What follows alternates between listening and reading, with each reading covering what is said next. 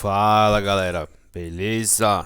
Boa tarde, bom dia para vocês. Não sei se estão vendo de dia, se estão vendo de tarde. Bom dia ou boa tarde. Muito bem, vamos caminhando aqui para as últimas duas aulas da apostila 2, certo? São duas aulas que vão trabalhar com o Centro-Sul. Então, já que nós estamos abordando a expressão Centro-Sul, então representa a junção de regiões, tá?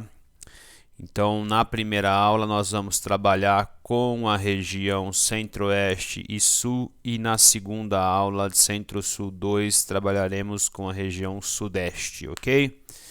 Então, pretendo não me alongar muito, né? Porque a região Centro-Oeste nós vimos o ano passado, enquanto que a região Sul e a região Sudeste nós não vimos. Então vamos ver se eu consigo dar uma atenção um pouco maior para essas duas regiões, né? Tanto que na aula do Sudeste eu vou inserir também elementos de geografia física que a apostila 3 não está trazendo, mas é importante que vocês pelo menos revejam aí de outras aulas. Muito bem. Região Centro-Oeste e região Sul, né? Regiões que, do ponto de vista físico ou de domínios morfológicos, elas são um pouco diferentes, são um pouco distintas, mas que têm alguma relação, né, ao longo da história, né? Fora pertencer ao mesmo país. Qual seria a principal delas, né? A região Centro-Oeste, ela é uma região que foi mesmo ocupada de fato a partir do século XX, a partir de algumas levas de migrantes, né? Migrantes do Rio Grande do Sul, migrantes de Santa Catarina, migrantes também aqui da região de São Paulo, que vão aí meio que, né, quando a fronteira agrícola estava ainda no Centro-Oeste, eles, né, desbravaram essas áreas, né, ocuparam boa área de mata, né, e aí construíram suas propriedades, suas fazendas, né, fazendas de gado, fazendas de grãos, ok? Então é uma relação muito forte que algumas cidades, né, têm. Por exemplo, Sorriso, no Mato Grosso, né, uma cidade que quase 100% aí, ou pensando os antigos moradores anteriores aí a essa década, quase 100% tinham vindo da região sul do país, tá certo? São regiões que do ponto de vista econômico são muito dinâmicas, né? São regiões que apresentam um crescimento importante, sobretudo a região Centro-Oeste, né? Um crescimento muito amparado no agronegócio, né? Cada vez mais é uma região que está ali ganhando a atenção do mundo, gerando um círculo virtuoso de capital, e assim outras atividades têm pegado carona no agronegócio, certo? Então a gente não pode imaginar que apenas agricultura e pecuária movem a economia do Centro-Oeste. No que toca ao Sul, a região Sul é uma região bastante diversificada, né? Uma região que é importante dentro do ponto de vista do setor primário da economia, mas uma região que tem um setor secundário muito forte, né? Santa Catarina, Paraná, Rio Grande do Sul são estados, né, industrializados, são estados com, né, uma mão de obra mais qualificada, com índice de desenvolvimento mais alto, ok?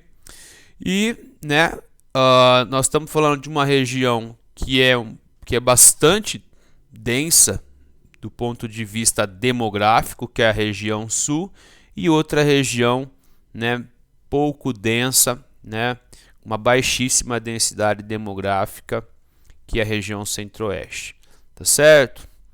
Primeiramente, então, vamos dar uma olhadinha aqui nesse mapinha e nesses dados que vão mostrar para a gente, né, que a região centro-oeste é uma das regiões que mais estão se urbanizando. Então tá passando por um processo de urbanização bastante grande. Já atingiu, né, o segundo posto. Representa então que a segunda maior população urbana em porcentagem é a população do centro-oeste. Tranquilo? Muito bem. Geografia física, então, né? Primeiramente, vamos com geografia física. Relevo e estrutura geológica. Ao, né, nos debruçar sobre o relevo e a estrutura geológica da região centro-oeste, vamos perceber que trata-se de uma região, né, bastante complexa. Né? Que significa isso? O que vem a ser essa complexidade? Não é uma região homogênea, com uma paisagem homogênea. Nós vamos ter áreas mais baixas, nós vamos ter áreas de média altitude e nós vamos ter áreas até com serras chegando a 1.680 metros de altitude. Né? Se a gente for fazer uma média, né, essa média vai aí colocar para uma área de altitude entre 480 metros na média, tá certo?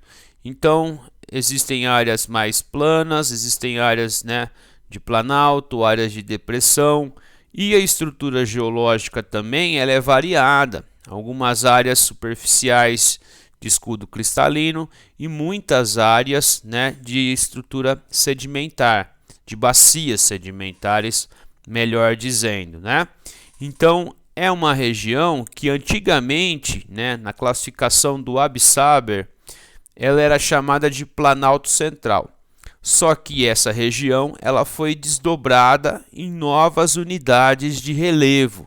Então nós temos, né, áreas com depressão, né, essas áreas mais verdes são áreas de depressão, essas áreas mais amarelas são áreas de serras, né, e essas áreas verdinhas mais escuras, né, são áreas de planície, ok? Então tem uma parte mais alta a leste e uma parte mais baixa a oeste, dentro da ideia do centro-oeste, ok?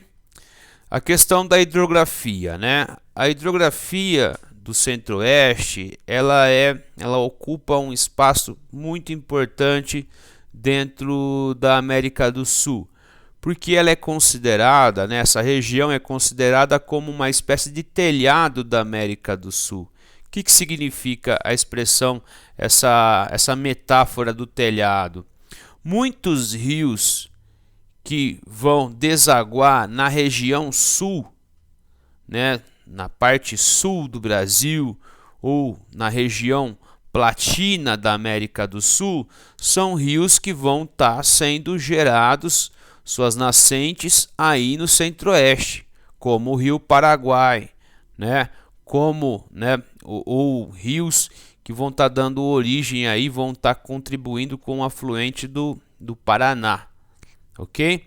Então, essa função de telhado é que boa parte dos rios que caem na região centro-oeste, eles tomam rumo sul, outros vão tomar rumo norte, certo? Se pensar a bacia do Tocantins-Araguaia, ela vai estar tomando rumo norte, enquanto que, né, a bacia do Paraguai, né, ela está tomando o rumo, os rios que pertencem à bacia estão tomando o rumo sul, e aí, né, vão colaborar para a bacia internacional do Prata. Então, falei, né, em rios, falamos aí de hidrovias, principalmente, né, o Rio Paraguai é um rio que é utilizado uma função hidroviária, claro, sem contar a geração de energia elétrica, ok? Então, o clima é o tropical, há um predomínio do clima tropical típico, certo? Então, seria aquele clima quente com 6 meses, mais chuvosos, né? E 6 meses mais secos com um abrandamento da temperatura, né? Mas nem tanto assim, ok? Né? Vai ter uma temperatura, uma média menor no período de outono e inverno. As áreas mais altas, elas vão ter algumas diferenças, né? Vai indo naquela dinâmica de quanto mais alto o lugar, maior a altitude, menor é a temperatura, ok? A vegetação típica é a de cerrado, né? Que é uma vegetação complexa, ela vai envolver uma variedade de espécies vegetais, né? Uma variedade de paisagens, como vocês podem ver aqui. Essa é uma paisagem, um desenho, um croquis de uma paisagem típica de cerrado, ok? É uma chapada, eis aqui um vale, o que a gente chama de vale, o total interno, né? O rio, e a vegetação de mata ciliar é chamada de mata galeria.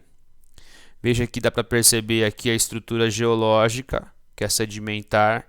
Então, maior parte da estrutura geológica superficial aí do centro-oeste é de rocha sedimentar. As chapadas quase sempre são de rochas sedimentares. E aqui em cima, né, existem algumas veredas.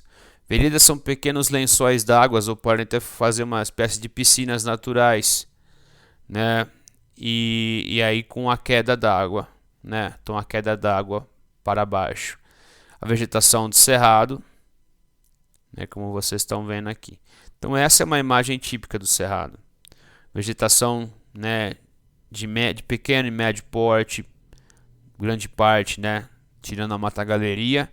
Vegetação de médio e pequeno porte. Os solos do cerrado, com exceção da mata galeria, são solos que não são muito ricos, não são muito, são solos que necessitam de uma correção, né? E essa correção ela vem sendo feita desde os anos 70 com calagem e com o uso de fertilizantes. Então, né, naturalmente o solo não é muito bom, mas com essa correção, com a intervenção da agronomia, né, a partir de produtos químicos, fertilizantes, nós temos um solo mais produtivo. Então, como eu sempre chamo a atenção de vocês, na questão da região norte, na região centro-oeste, nós temos uma moeda com dois lados. O lado A é o lado que gera riqueza, que gera emprego, que gera né, capital, mas o lado B é o lado que gera desmatamento, é o lado que gera poluição do solo, poluição de mananciais, né, contaminação de mananciais, lixiviação, que é a lavagem do solo, sem contar a caça, a pesca predatória e as intervenções em hidrovias, né, em aprofundamento de leito ou aprofundamento de áreas para a construção de represas, gerando sedimentos, alterando a dinâmica do Pantanal, ok? Então problemas que vão acometer aí a região centro-oeste. Na economia, insisto com vocês que existem duas ondas na região centro-oeste, né? Duas ondas econômicas. A primeira onda, muito ligado ao setor primário, né? A produção agrícola, a produção de pecuária, né? A criação de pecuária, a extração de minérios. Essa foi a primeira onda. Foi a onda que desbravou aí, né, que inseriu a economia do Centro-Oeste na economia nacional. E a segunda onda é uma onda da agroindústria, em que a agroindústria é o grande catapultador da economia, né, regional. Então, lógico, uma geração imensa de capitais e aí outras atividades, né, industriais e comerciais, financeiras, pegam carona nesse círculo virtuoso. Então é uma região que tem apresentado os maiores crescimentos de riqueza do nosso país, que se converteu numa espécie de celeiro agrícola do país, né? É uma das grandes áreas de agricultura e pecuária moderna, ok? Então, é uma região que tem apresentado uma grande transformação.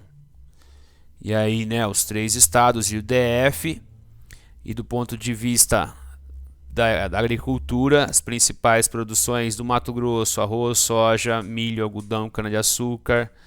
Mato Grosso do Sul: soja, trigo, cana-de-açúcar, milho e arroz. E Goiás: cana-de-açúcar, algodão, soja, milho e arroz. Principalmente soja e milho, né, são os principais cultivos na agricultura. E aqui um mapinha, né, do extrativismo e agricultura e a indústria, perdão. Então temos fábricas de autopeças, de calçados, de cimento, farmacêutica, frigorífico, né? É algo óbvio ter frigoríficos nessa região, né? Porque se é uma das principais áreas do país que apresenta pecuária, nada mais natural que tenha uma grande área de frigoríficos ou laticínios, né? Ok? Então, concluindo a região centro-oeste, né, algumas necessidades, alguns desafios e algumas ressalvas, né? É uma região que tem que ter a contínua busca da produtividade com a modernização do campo, mas que estabeleça um freio ao desmatamento, né? Então, o domínio do cerrado, né, o domínio morfoclimático do cerrado, ele se tornou nos últimos anos um hotspot. O que é o hotspot? Seria uma área que periga, né, a extinção, ou que, né, pode chegar a um nível cada vez menor, ok? Então, outros problemas no campo, conforme já trabalhamos em outras aulas como a estrutura fundiária, nós temos na região centro-oeste um alto número de conflitos entre grileiros e poceiros, conflitos entre grandes fazendeiros e poceiros ou sem terra, né, conflitos, né, genocídio do povo indígena, concentração fundiária. Então muitas tribos indígenas sofrem muito nessa região, assim como sofrem na região norte, né? Invasão de garimpeiros que, né, tocam o terror em algumas aldeias e assim sucessivamente. E pensando em infraestrutura, né, como essa região é uma região que produz muitas commodities, então logo ela é uma região que necessita ter, né, um canal com o litoral ou com diferentes áreas de litoral. Para quê? Para escoar esses produtos, né? Para despachar esses produtos. Então é uma área, né, uma região, a região centro-oeste, que ainda não está muito integrada com o centro nervoso da economia do Brasil e nem com litorais, porque é uma área do interior do nosso país. Então precisa pensar numa logística de escoamento, né, alternativas ao norte, alternativas ao nordeste, alternativas ao leste, sudeste, para que essa produção seja escoada, né? Ou uma alternativa pelo Pacífico, como já foi aventado, né? Uma construção de uma ferrovia ligando Santos ao Porto de Lima, passando por toda a área importante do Centro-Oeste.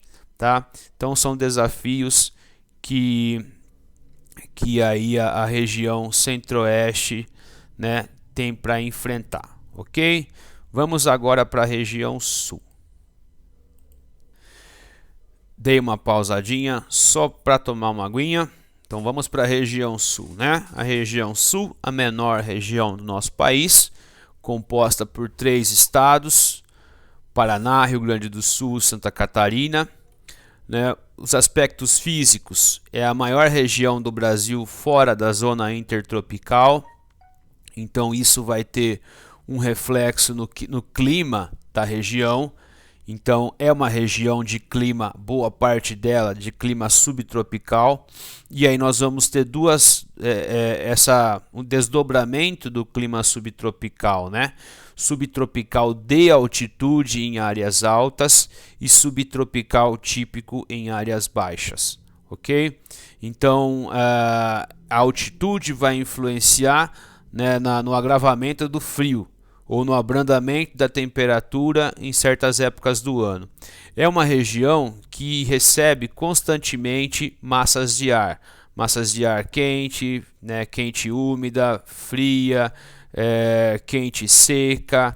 Então nós vamos ter uma grande amplitude térmica ao longo do ano. É a região que apresenta mais amplitude térmica, porque das regiões do Brasil é a região que apresenta as 4 estações mais definidas, ok?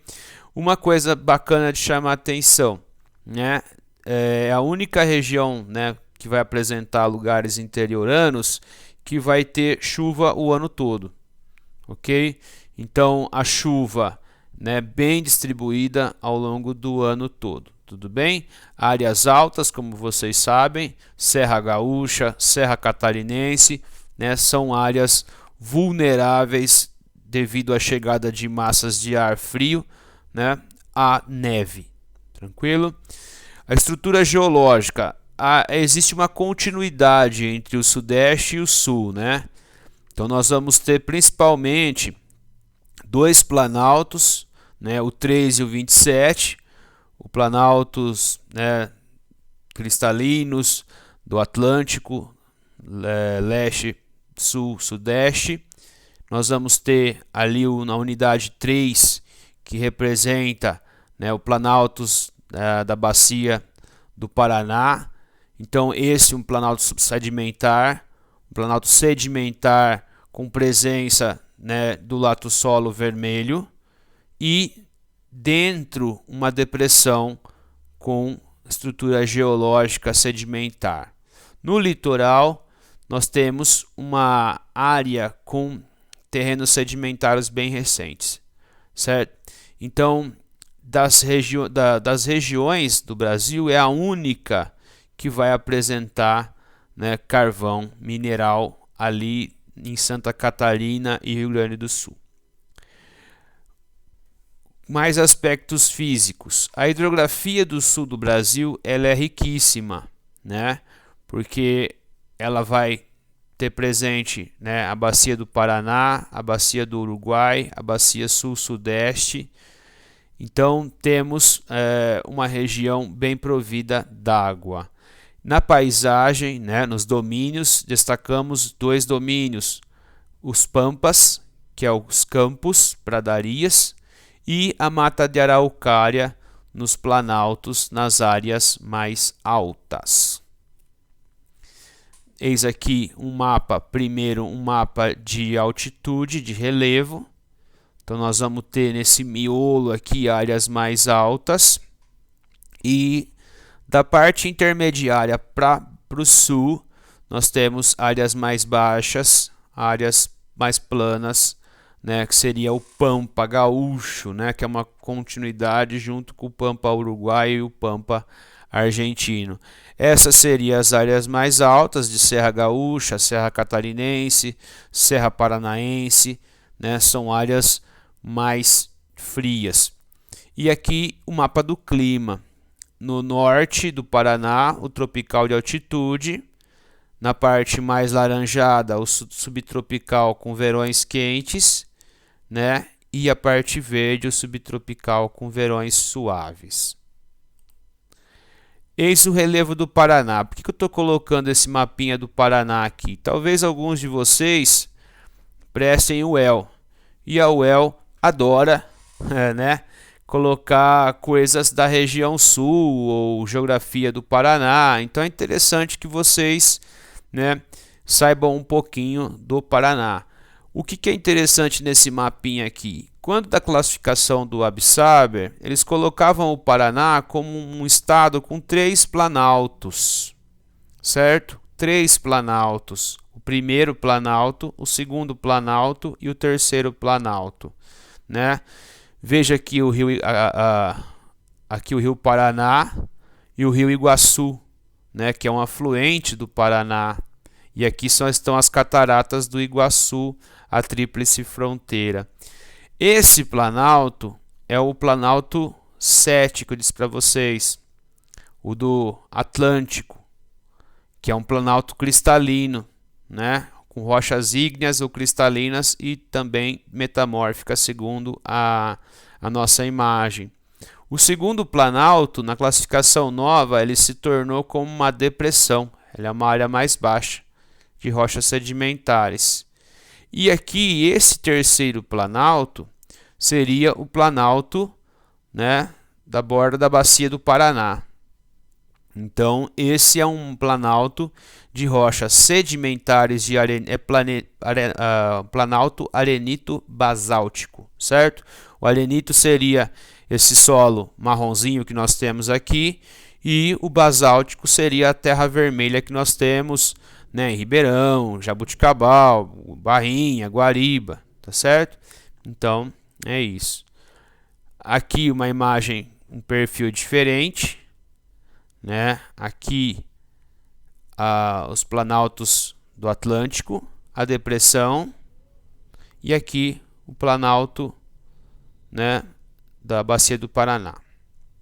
A vegetação, nós vamos ter na parte daquela parte mais alta, eu estou tentando aqui achar, aqui a parte mais clara é a parte de floresta de araucária, que já foi bastante, né, extraída, né? A parte verde é uma floresta semidecídua, é uma floresta que a gente diz que quando chove ela se parece muito com a de Mata Atlântica, só que quando não chove ela perde parte das suas folhas. Então eis aqui, né, Foz do Iguaçu, ok? A região sul, né, como a gente sempre chama atenção para suas diferenças, ela apresentou uma ocupação e uma colonização distinta do resto do Brasil.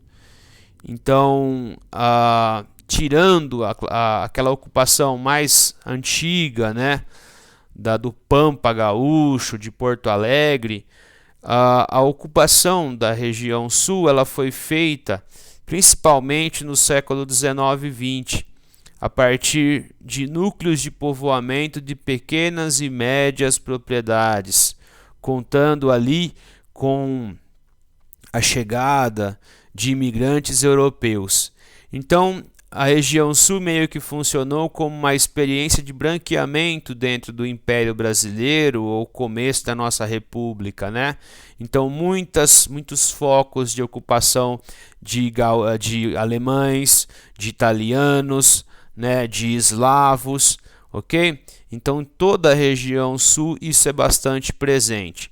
Na campanha gaúcha, né, a região aqui que vai ter uma ocupação mais antiga, né, que tem ali povos açorianos, portugueses, né, e depois a ocupação da parte baixa por alemães e a parte um pouco mais alta, Santa Catarina e Rio Grande do Sul, por italianos, né? A parte alta da Serra Catarinense, gaúcha, muita produção de uva, porque o clima e a paisagem do lugar elas parecem muito com a da Toscana, da região italiana da Toscana, tá?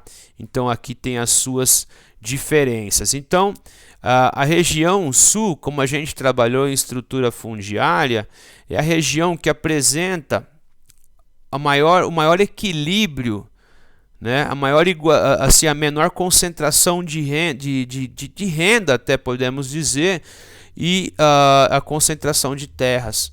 É a área que apresenta a área com mais terras produtivas, certo? Então, por conta de sempre ter sido uma região com um mercado interno muito forte, foi uma região que prosperou, né? atividades de manufaturas, atividades industriais, pequenas indústrias que se transformaram em grandes indústrias, algumas até transnacionais, né? A WEG, que comprou parte da Sestari, é uma empresa do sul do Brasil, né? Então, hoje a WEG é uma transnacional.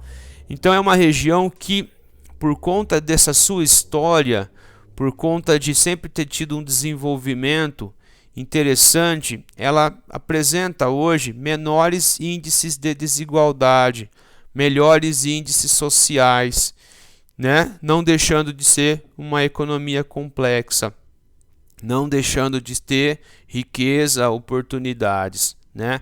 Então é a região com menor desigualdade no nosso país.